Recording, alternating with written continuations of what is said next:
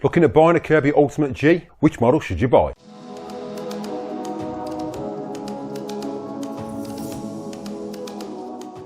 Now don't forget, everything you use in the video today, there are links in the description below for the best place to get those Kirby products. Make sure you check those out at the end of this video. Hi Kirby fans, welcome back to the channel. So in today's video, we're going to be looking at the advantages of buying an Ultimate G. Now there's two versions of it. There's the Ultimate G and there's the Ultimate G Diamond Edition. Now I've got the Diamond Edition and there is a little bit of advantage and a lot of people didn't know about this. So we'll be sharing this in the video, but there are a few upgrades you can do. And the other question is, does it affect the performance and is it worth doing the upgrades? So let's dive straight into it. Right, so as you can see, I've got the collection behind me. Obviously the G5 has gone. That's no longer part of this channel. I did have to sell that recently. We're going to be looking at the G7 today. Now as you can see, I've got the G7 Diamond Edition. I haven't got the Ultimate Edition. I did have one of those before I moved to Australia. Sadly, I traded that in for my Centria. So I did replace it with the Diamond Edition. If you haven't seen the video when I refurbished that, I will put a link to that video at the end of this one. But what we're looking at today is I did a few upgrades on the Ultimate G. I'm going to show you what those upgrades are, and I think they're definitely worth it. Does it affect the performance and the advantages that come with the Ultimate G Diamond Edition? Right, so the Diamond Edition Ultimate G was a upgrade to the Ultimate G Edition. Now it did come with a few different features. Obviously you can see the upgrades I've done to it, which I'll go through in a second, but it came with a Diamond Edition bag, and the next big upgrade it actually came with was low power mode switch. So this switch, you could switch from high power to low power. I found it did reduce the power of the Ultimate G, but there was a way of combating that, and that was to upgrade the mini emptier with a late Centria 1 mini emptier, and that does increase the CFM quite a lot. Now we'll put an card above, a link into that video, so make sure you check that out at the end of this one. The next upgrade I did was change the twist style bag connection to an F style, which I find makes it a lot easier to fit those Kirby bags. Now the one feature I wasn't a fan of with the Diamond Edition and the Ultimate G was just the way this bag curved round, and I just found it a pain to zip up. 9 times out of 10 you would end up catching your bag in there, so I do prefer the straight zip. That was the only real downfall to this machine.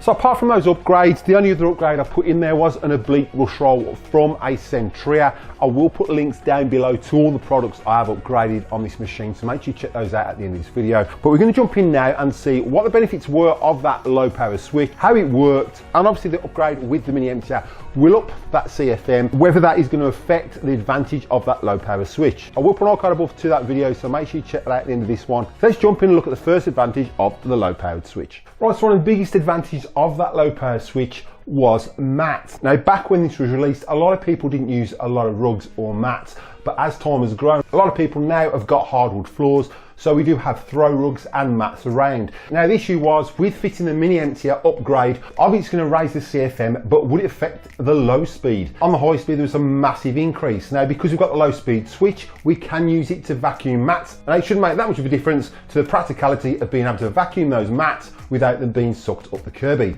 So let's check out this one. It's got a few dog ears on it. Let's see how we go with it in low power mode and see how she goes.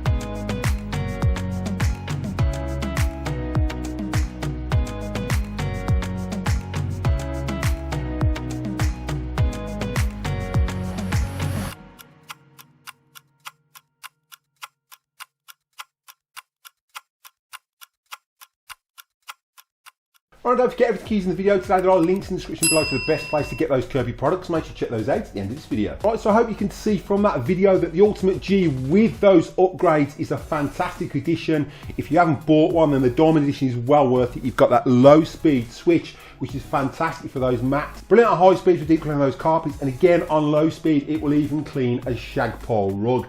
Now for those that look at servicing your Kirby, check out this video next, and for those that are having tech drive problems, check out this video next.